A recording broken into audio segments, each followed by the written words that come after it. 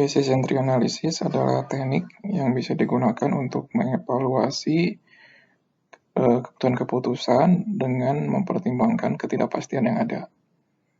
Nah, decision tree ini dengan discounted cash flow ya bisa digunakan juga untuk mengevaluasi keputusan terkait perancangan rantai pasok dengan mempertimbangkan ketidakpastian yang ada. Misalnya ketidakpastian harga ya, permintaan, nilai tukar dan juga inflasi.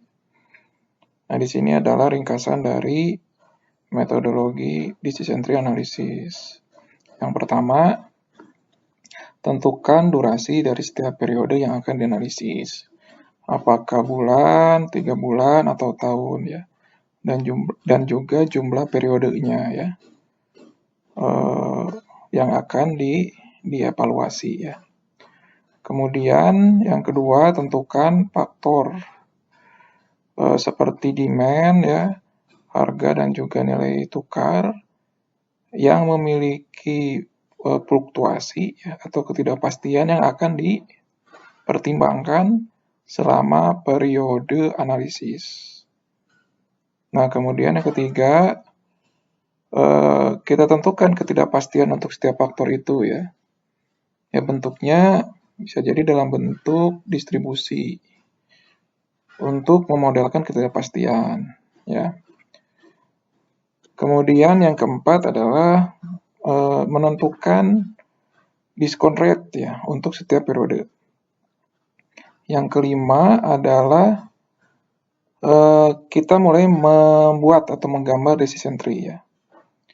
Dengan menentukan ya setiap stage ya atau setiap node itu untuk setiap periode ya, dan juga memperhitungkan probabilitas ya untuk setiap node tadi ya dalam periode yang berurutan.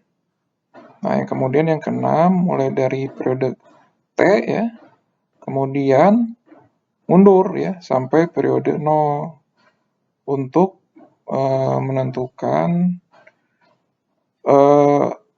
cash flow ya, expected cash flow untuk setiap node tadi ya, setiap periode tadi.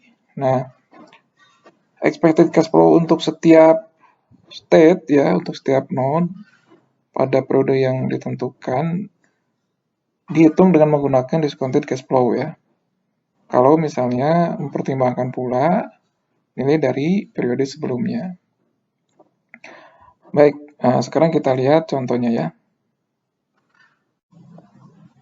Nah, contoh berikut ya masih sama dengan contoh sebelumnya ya. Kalau contoh sebelumnya menggunakan discounted cash flow analysis dan juga net present value ya, dengan tidak mempertimbangkan ketidakpastian yang mungkin ada. Nah, pada contoh ini kita akan menggunakan decision tree analysis dan mempertimbangkan ketidakpastian yang mungkin muncul ya. Nah, ketidakpastian yang mungkin muncul di sini adalah ketidakpastian terkait naik turunnya demand dan juga naik turunnya harga. Nah, jadi ya trips logistik ini ya sebuah perusahaan 3PL dihadapkan pada keputusan bagaimana menyewa gudang ya untuk 3 tahun ke depan dan juga jumlah yang akan disewa. Kalau misalnya menyewa dengan menggunakan long term ya, sistem sewa tetap ya, fix gitu, nah itu saat ini relatif lebih murah ya dibandingkan dengan spot market ya. Nah, namun kalau misalnya menyewa gudang secara long term ya dengan jumlah kapasitas yang sudah ditentukan ya, bisa jadi ada ruang ataupun misalnya kapasitas yang tidak terpakai ya ketika misalnya demand-nya turun ya, atau bisa jadi harga di spot market itu juga turun ya. Nah, sehingga spot market dalam periode ke depan bisa jadi lebih murah ya dibandingkan dengan menyewa 3 tahun sekaligus gitu. Nah, sehingga ada faktor ketidakpastian di sini ya yang perlu dipertimbangkan, yaitu naik turunnya demand ya, yang itu akan berpengaruh kepada kapasitas gudang yang diperlukan. Yang kedua adalah narik turunnya harga, ya, yang itu akan berpengaruh kepada nilai sewa ya dari gudang, apakah di spot market atau atau yang bukan ya. Nah, di sini ada 3 pilihan ya, ada 3 pilihan. Yang pertama ya, menyewa gudangnya semuanya dari spot market ya sesuai dengan yang dibutuhkan. Yang kedua ya, menandatangani kontrak ya sewa 3 tahun ya fix untuk luas gudang tertentu. Nah, kemudian kalau misalnya membutuhkan kapasitas tambahan ya akibat misalnya pertumbuhan demand, itu akan menyewa dari spot market. Atau yang ketiga ya, menyewa ya secara fleksibel ya.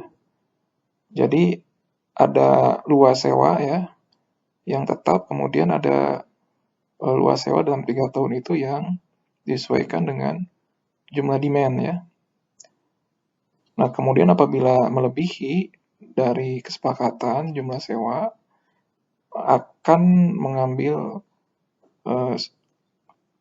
kekurangan kapasitasnya itu dari spot market. Nah, ini ada 3 pilihan yang perlu dipertimbangkan ya. Berikutnya kita akan mencoba menganalisis dengan menggunakan decision tree analysis. Nah, di sini kasusnya adalah 1000 square feet dari gudang diperlukan untuk setiap 1000 unit demand ya. Artinya setiap 1 unit demand yang membutuhkan 1 square feet gudang. Kemudian demand yang ada sekarang adalah 100.000 unit per tahun. Nah, kemudian manajer itu memforecast untuk 1 tahun ke depan demand bisa naik 20% dengan probabilitas 50% atau turun 20% dengan probabilitas 50%.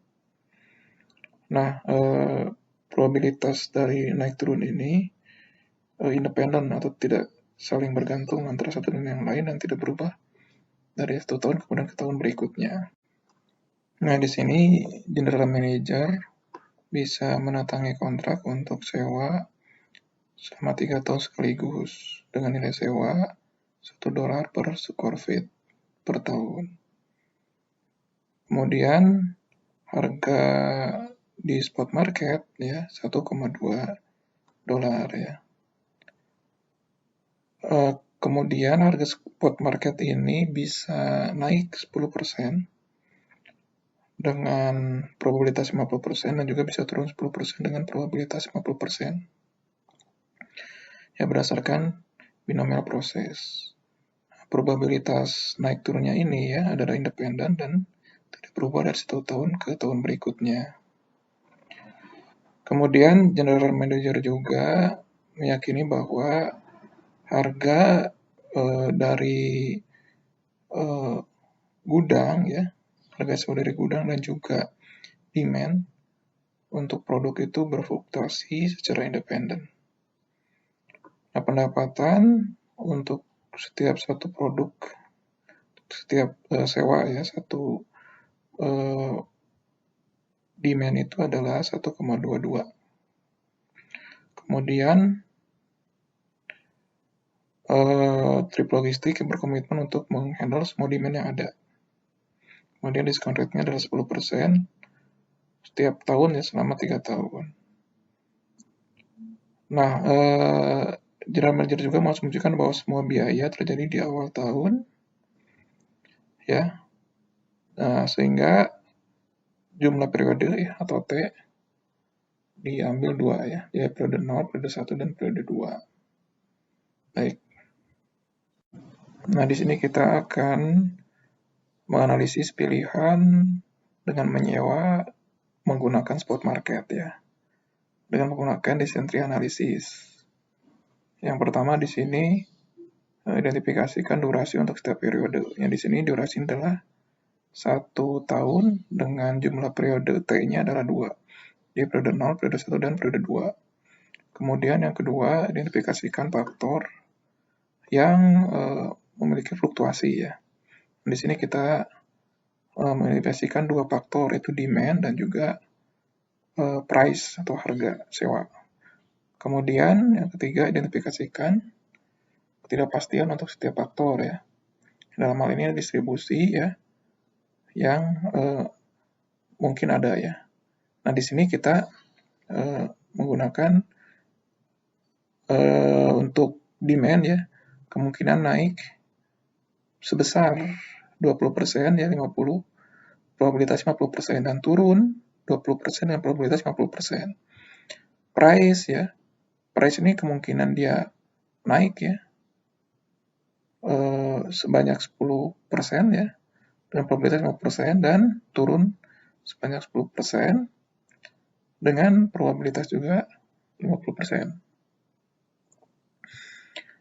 Nah, kemudian yang keempat di sini tentukan discount rate-nya. Discount rate-nya sudah kita ketahui 10% ya. Sudah itu buat decision tree ya, yang menggambarkan setiap state untuk setiap periode. Nah, ini kita gambar di sini ya. Jadi mulai periode 0 ya. Di sini demand-nya 100 ya, atau 100.000 ya. Per 1000 square feet. Jadi di sini kebutuhannya 100, kemudian price-nya 1,2. Untuk kasus menyewa dengan menggunakan spot market ya. Nah, kemudian pada periode pertama ya, demand ini naik 20% menjadi 120, kemudian price ini naik 10% menjadi 1,32. Kemudian probabilitas berikutnya adalah demand ini naik 20% ya, price-nya yang turun 10%. Nah, jadi ada 20 demand-nya, kemudian price-nya 1,08. Kemudian kemungkinan yang ketiga adalah demand-nya turun 20% menjadi 80 ya, dan price-nya naik 10% menjadi 1,32. Kemudian keempat adalah demand-nya turun 80% dan price-nya juga turun 10% menjadi 1,08. Nah, masing-masing ini ya probabilitasnya adalah 0,25. Ini peroleh dari 0,5 kali 0,5. Nah, begitu juga hal yang sama terjadi di periode kedua ya. Ya, di mana di sini misalnya untuk periode kedua demand yang awalnya 120 naik ya 20% ya. Naik 20% kemudian menjadi 144. Kemudian price yang awalnya 132 naik 10% ya menjadi 1,45 dengan probabilitas naikkan demand dan price ini sebesar 0,25. Ya, yang diperoleh dari 0,5 kali 0,5. Nah, untuk semua kemungkinan yang ada kita gambarkan. Nah, sehingga diperoleh gambar seperti ini. Selanjutnya, sudah kita menggambarkan decision tree ya, kita bisa mulai menghitung ya. Dimulai dari periode T. Di sini berarti mulai menghitung dari periode 2. Ya. Nah, di periode 2 ini sebenarnya ada 16 node ya, ada 16 kemungkinan. Ya, namun untuk menyederhanakan di sini ada beberapa node yang sama ya. Ya, contoh misalnya untuk kenaikan demand dari periode 1 yang awalnya demand 20 ya, kemudian naik 20% menjadi 144. Sementara price-nya yang awalnya 1,32 turun menjadi 1,19, ini sama dengan node ya yang demand-nya naik 120, naik 20% menjadi 144, dan price-nya naik 10% ya, yang awalnya 1,08 menjadi 1,19. Ini ada beberapa node yang seperti itu, sehingga total yang perlu dihitung ada 9 node ya. Nah, ini kita bisa hitung dengan menggunakan Excel. Nah, di sini ya, kita buat misalnya ada node-nya ya, pada periode 2, kemudian pendapatan, biaya, dan profit ya. Node, nah di sini kita buat node ya, untuk 9 node ya, demand-nya kita masukkan, kemudian price-nya ya, setiap price yang ada di periode 2, kemudian pendapatan ya. Pendapatan berarti demand ya dikalikan 1,22 ya, karena pendapatan untuk setiap unit demand ya ada 1,22 ya. Langsung kita peroleh ini. Kemudian biaya ya. Nah, biaya ini adalah karena satu demand ini kan sama dengan total luas yang disewa ya. Karena satu demand itu sama dengan satu square feet ya. Nah, maka kita bisa menghitung dari demand ya dikalikan dengan price, yaitu biaya sewa ya. Sehingga hasilnya ini ya. Hasilnya ini profit ya. Pendapatan dikurangi biaya ya. Nah, di sini negatif ya. Negatif ya karena pendapatan lebih kecil daripada biaya. Nah, kita hitung semua ya.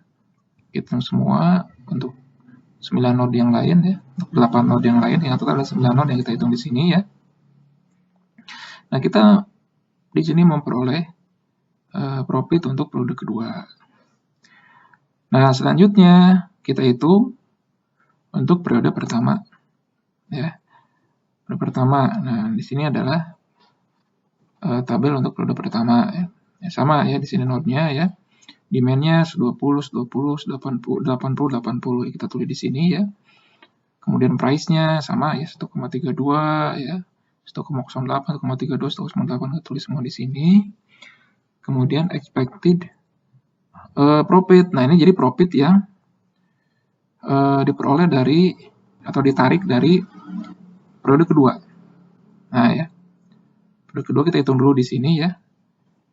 Nah, di sini kan untuk node ini dia mendapatkan expected profit dari ini ya, 1, 2, 3, 4. Nah, jadi kita tambahkan nih.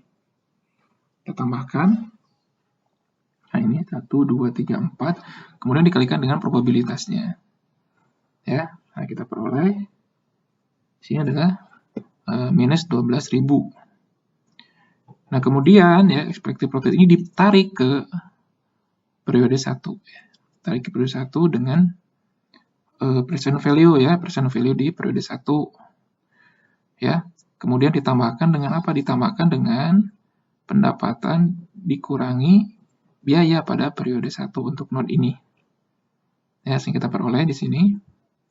Nah, ini adalah pendapatan kan, ya, demand dikalikan 1,22.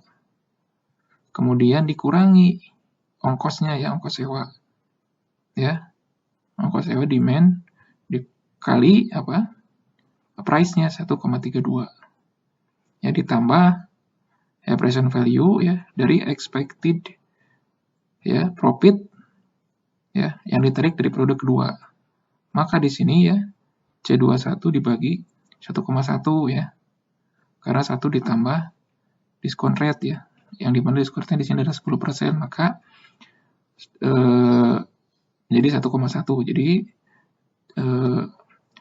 expected value ini ya, expected profit ini ya, kemudian menjadi present value ya di periode 1. Ya, hasilnya ini ya minus 22.909 ya di sini. Nah, kemudian untuk 3 node yang lain dihitung juga dengan cara yang sama. Ya, kita sehingga memperoleh profit untuk semua node yang ada di periode 1. Nah, terakhir ya, kita hitung ya profit untuk periode 0. Ya, hitung profit untuk periode 0 ya. Dengan cara yang sama sebagaimana kita menghitung profit untuk periode pertama. Nah, ini jumlahin ya. Nah, kemudian ini kalikan 0,25. Ini. Nah, tapi harus dibagi diskon rate-nya 1,1 supaya karena ini nilainya di periode 1 kan ditarik menjadi periode 0. Sehingga menjadi net present value. Ya. Sehingga menjadi net present value ya. Kemudian ditambah ya. Nah, ditambah pendapatannya. Pendapatannya berapa? Pendapatannya adalah 100 ini ya, demand kan. 100.000 ya. 100.000 dikalikan pendapatan kan dikalikan 1,22 dikurangi ongkos sewa berapa ya, ongkos sewanya adalah demand dikalikan price ya. Berarti tadi 100.000 dikalikan 1,2 ya. Nah ini adalah formulanya. Hasilnya kita peroleh di periode 0, profitnya adalah 5.471. Nah inilah nilai ya. Kalau kita menganalisis sewa ya dengan menggunakan spot market ya, jadi nilainya adalah 5.471. Baik, silakan kalau ada yang mau ditanyakan atau ditambahkan terlebih dahulu.